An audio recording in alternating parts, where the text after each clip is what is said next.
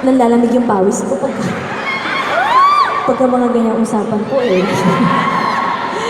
Maraming salamat po. Sino ba rito ang nakakasubaybay po ng ASAP every Sunday? Thank you po. At dahil sa inyong lahat, number 1 pa rin po ang ASAP. At syempre sa lahat po ng sumusuporta hanggang ngayon ng Beauty Queens, thank you very much po sa inyong lahat. Gusto ko rin mag-thank you sa lahat po ng nakakuha ng kopya ng album ko. Lahat po yan mamaya ay mapipirmahan ko. So, thank you very much po. Gusto niyo pa ba? Talaga?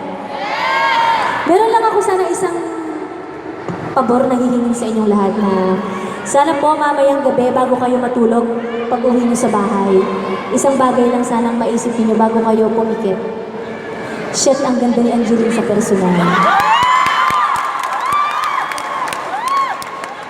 Tapos, yung mga kaibigan po ninyo, mga kamag-anak po ninyo na wala po dito ngayon, sana share nyo na lang ha. Kasi pag kumalat yun, magandang balita yun eh. Alam mo, ganda pala ng Angeline sa personal, ano? Siyempre, pag nakarating sa akin yun, minsan napapagod ako eh. Ang hirap pala maging maganda, no? Sabi ko nga sa sarili ko, isa po sa mga pangarap ko talaga ang gumanda noon, nangyari naman. Thank you po, Dr. Bello. Maraming salamat syempre sa inyong lahat. Sa oras po na ibinigay ninyo para sa akin ngayon, thank you very much po. Ito namang susunod kong kakantahin ay gusto kong ialay syempre sa mga nanay na nandito ngayon.